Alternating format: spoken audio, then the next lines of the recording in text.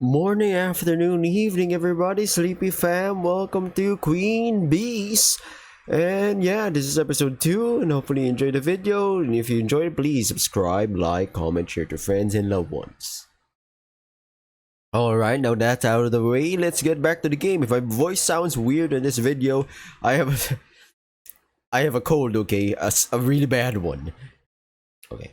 It really would be the safest move. It really would, but how many walls lie ahead of me that are twice, or 5 times, or 10 times as high as this one? How far do I have to go before I can no longer turn back? Based from the screenshots, we're at the beginning, man. We are far from the end.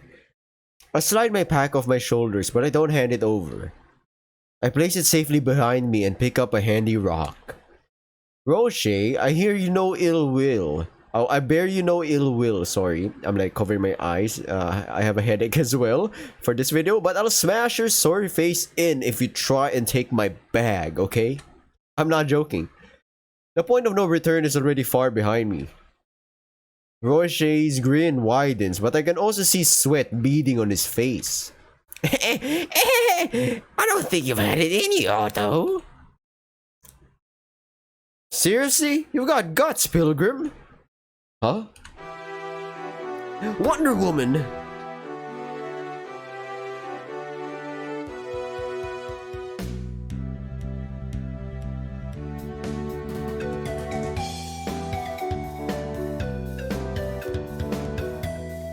Despite the deadly tension, we both stupidly look up at the crag above us, to the source of this unfamiliar voice.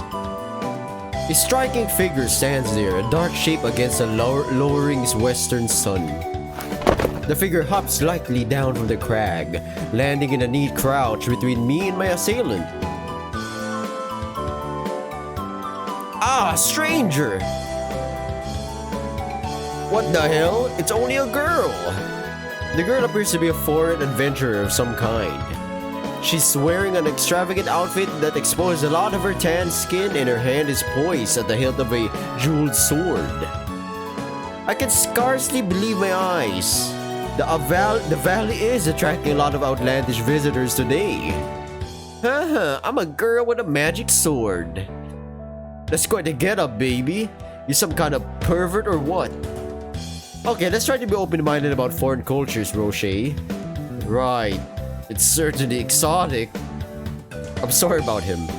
You really need to apologize for this guy. He is trying to rob you. Well, you must be a good person if you're trying to protect me, right? Even if you are wearing a strange outfit. Jeez, enough about my outfit already. This happens to be my preference. Submitted without apology. Yes, let's get back to business.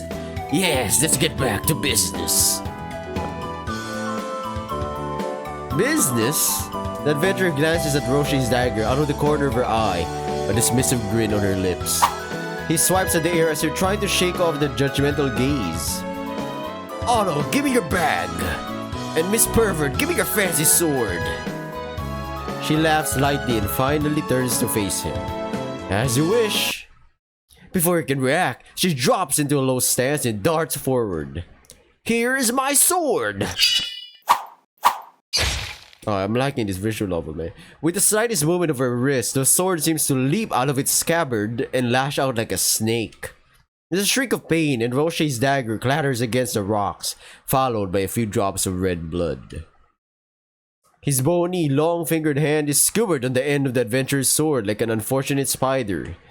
A smooth motion of her heel sends the dropped dagger over the edge of the crag. Having neutralized the threat, such as it is, she graciously removes her weapon.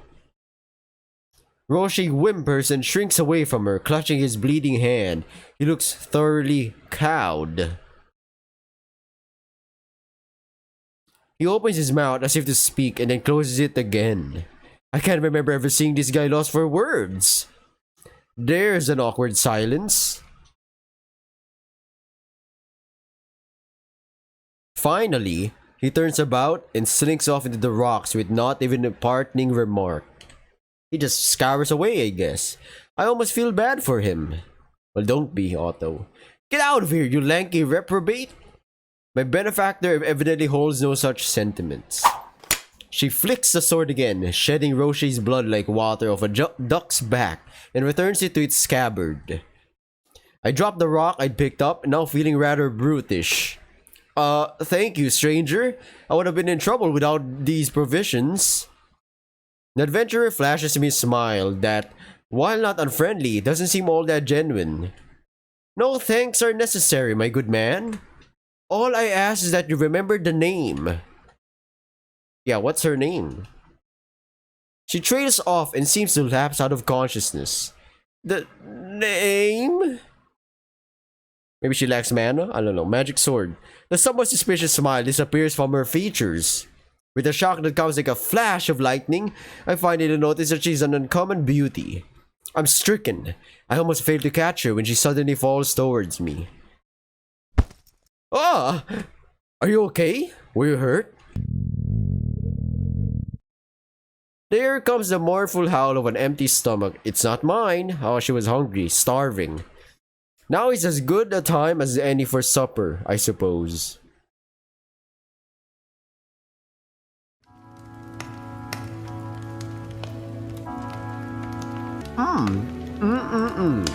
Delicious!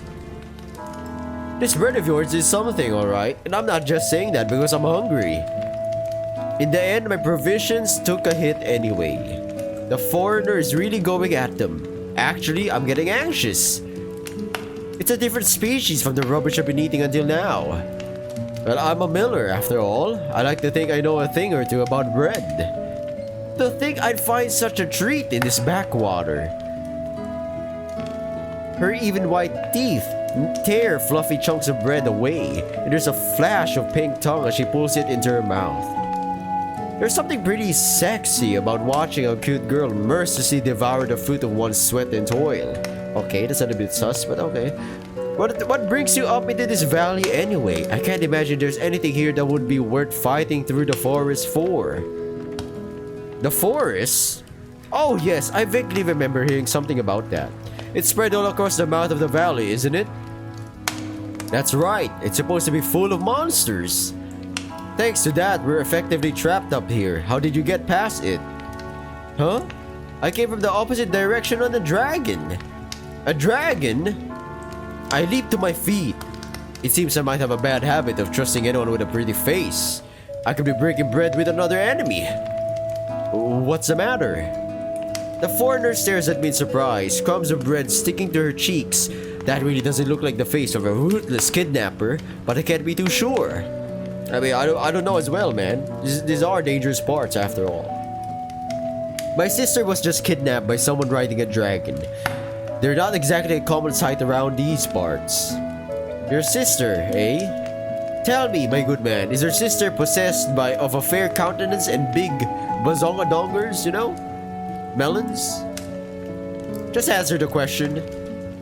Yes, but... And the one who kidnapped her, a knight in black armor. So I was told. Serendipitous. Huh? Eh? Why, he's the very reason I'm here. You're telling me he's a serial kidnapper of beautiful women with big gajongadonks? That's right. You catch on fast. You're not as dumb as you look. I was on my way over here when I encountered him by chance, and when I engaged him in aerial combat, he slew my mount. I'm lucky to have survived the fall. But now I'm stuck here, and I don't even know which way he went.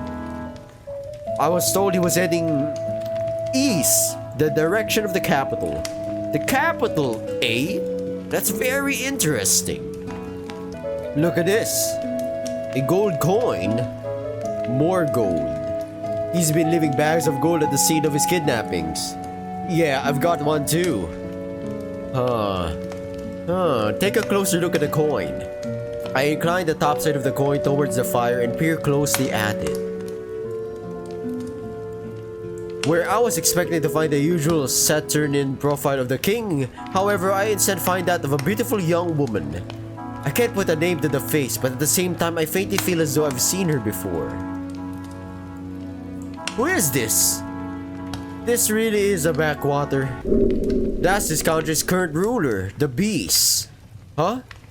Seriously, what happened to King Darius? He's dead, yeah? Devoured by the beast. That was around this time last year. Good grief! Well, I never heard anything good about him, not to speak ill of the dead, but I dare say he had it coming. It was a pretty violent event from what I gather. I really had no idea. Anyway, all the gold that was left behind has the same minting. It's quite likely our man is operating out of this country's capital. He's got to be incredibly well funded to be throwing all this gold around. Nobility, or even the crown itself. What? I'm not the one who figured all this out though, and that's the other problem. The other problem? Yes, the Adventurers Guild sent me to investigate these incidents on behalf of King Candid of Casper, the country to the south of here. I know where Casper is. He's beginning to fear for the safety of his greatest treasure, the Crown Princess, Opal. I think I can guess. She's a stunning beauty and has an amazing pair of, melons to boot. You got it! It's my job to make sure these kidnappings don't become a diplomatic incident. Something like this could even start a war. A war over a kidnapped princess. The foreigner laughs dryly, then heaves a tremendous sigh. Slumping over so much I worry her long silky hair is going to catch fire. But what am I going to do now? Dragons don't come cheap. The guildmaster is going to gut me if I come back with no dragon and nothing to show for it. I'm heading over to the capital myself. Why don't we combine our forces? She looks up and eyes me dubiously. I get it. She's like, this guy? Huh. Okay. Could be the chef, I guess. Or I could be the chef. Otto. Why does everyone act so surprised when I say that? You're going to the capital? Yep. What do you think this pack is for? I assume peasants just like to carry heavy burdens for fun. Apologize to peasants everywhere. You're going through that famously dangerous forest, huh? Yeah. You look like you'll be eaten alive in there. It won't be an easy journey, that's for sure, especially compared to riding a dragon. But I think it's doable. My brother used to do it all the time. Really? Maybe it's not as dangerous as they say, huh? Combining forces, eh? I like the idea of yours, Otto. Otto. A strapping fellow like yourself will make for a fine pack mule. Well, I'll do my best. You were going to introduce yourself before. Oh, I must have lost consciousness before I got that far. How rude of me. Calling somebody a pack mule is much ruder, actually. They call me Switch. Switch the Unscathed. It's a pleasure to be working with you. Well, for someone who's so unscathed, I guess she's not fully unscathed with hunger.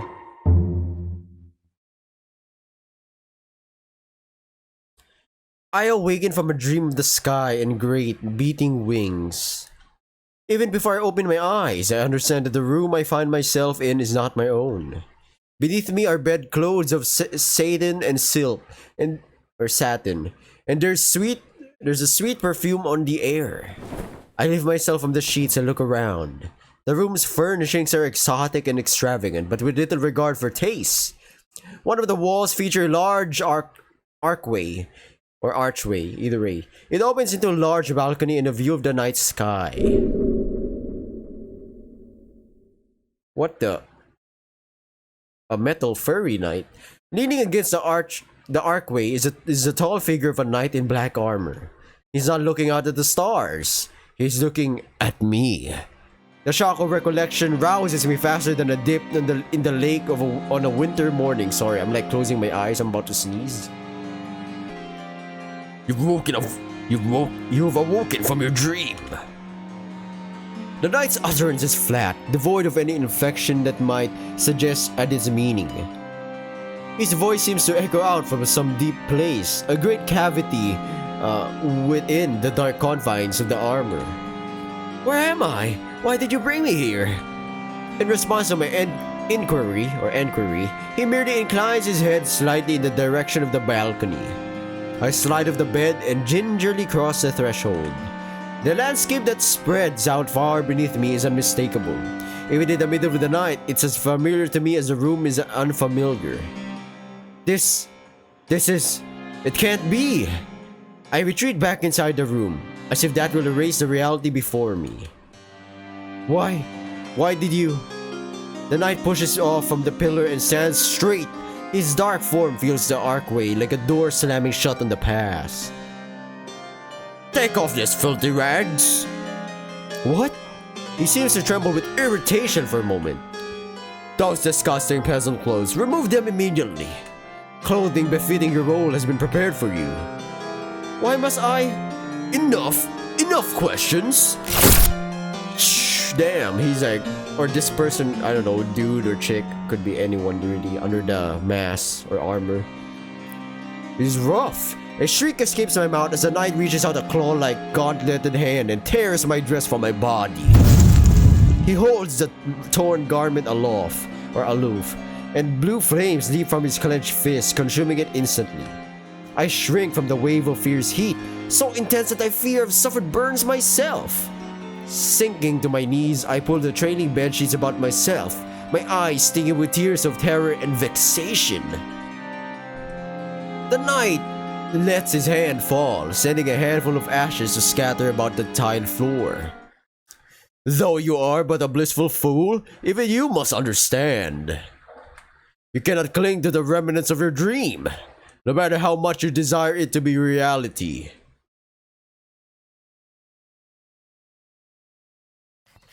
I got an achievement from Steam. You got guts, pilgrim. Oh, it's just you. Huh? Sorry, did I wake you? I was wondering what was causing that scratching sound. It was just you scribbling away with that pen. What are you writing? Actually, can you even write? If we go back in the past, like in their age. Contextually speaking, most peasants, commoners, can't read or write. Usually it's nobility that can, that can have an education. Or warriors or knights, and things like that. You really do say some shockingly rude things without batting an eyelid. Never mind.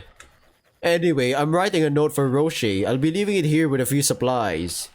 Roche is that ugly bandit from yesterday. Why would you share food with him? Call it Brotherhood Among Exiles or something like that. Ridiculous. The only reason he didn't slit our throats in our sleep was because he was too scared to come near me. That's besides the point. After pooling our supplies, I think we can spare this much. To be frank, you brought way too much food. Even without the stuff that was destroyed when you crashed, we have plenty. Don't think me a glutton. I just have a high metabolism. Sure, okay. If the worst comes to pass, you can chew on one of my ears. I'll hold you to that, okay?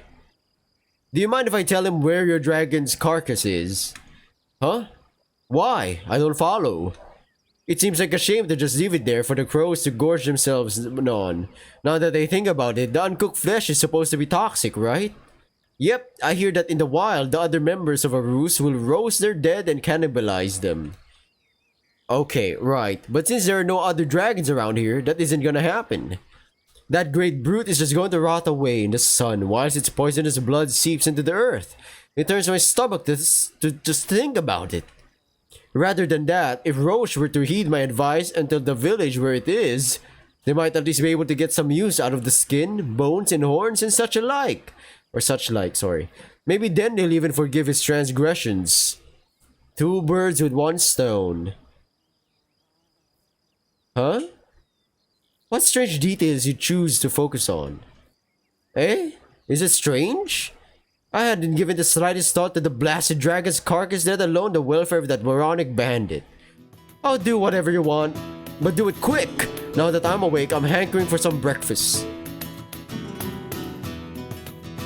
My man got that Riz, the chef Riz, I guess. He got that husbando material that I'm the guy that you would want to be with. I'll cook, I'll clean the house, do the chores, do everything. That's what I think Otto is. Maybe we'll get some character development in the future. Maybe he'll not just be that guy, but he'll be like an all-around fighter. I don't know.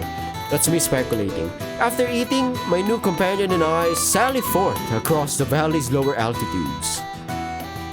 Switch is striding ahead, the various plates of her strange armor tapping against one another in a steady marching beat.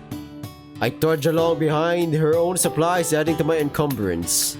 I suppose I can't fault the logic that one of us should be ready for action at the moment's notice.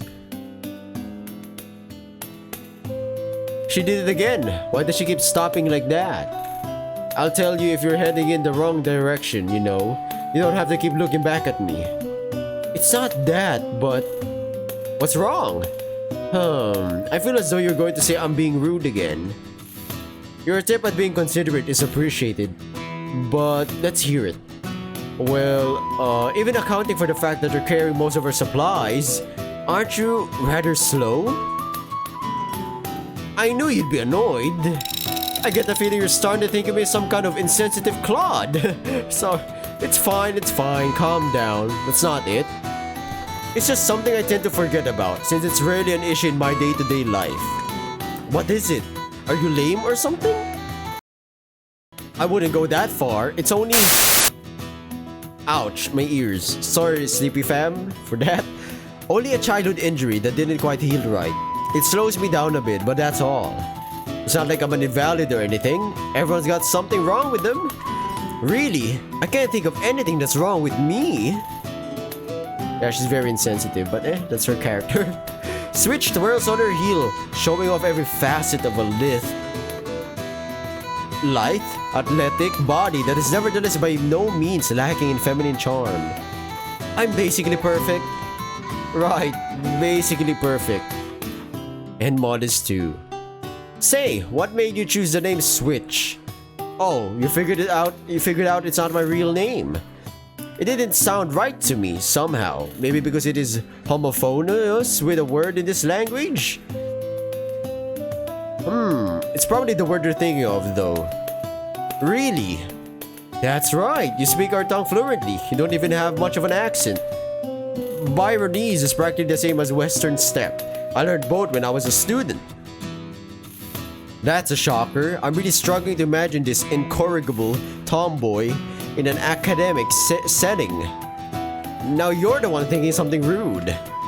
But unlike you, I limit it to my thoughts.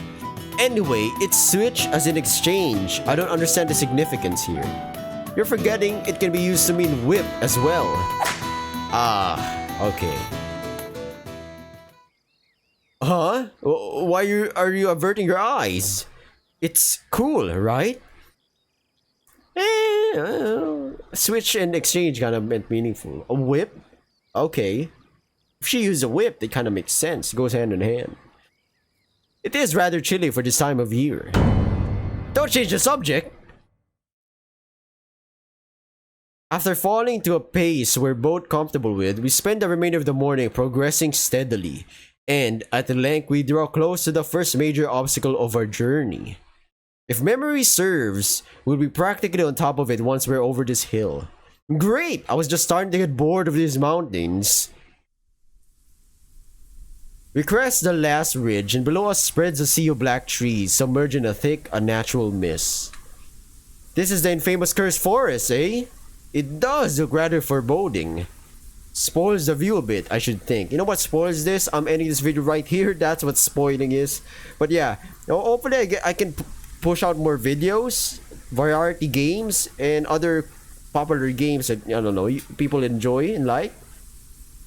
Other than that, thank you for watching, everybody. Any view or like, comment, or subscribe, greatly appreciated. Thank you for that. I'll be seeing you in the next episode of Queen Bees, or maybe a different game. Good luck on whatever you're doing. Stay safe. Bye!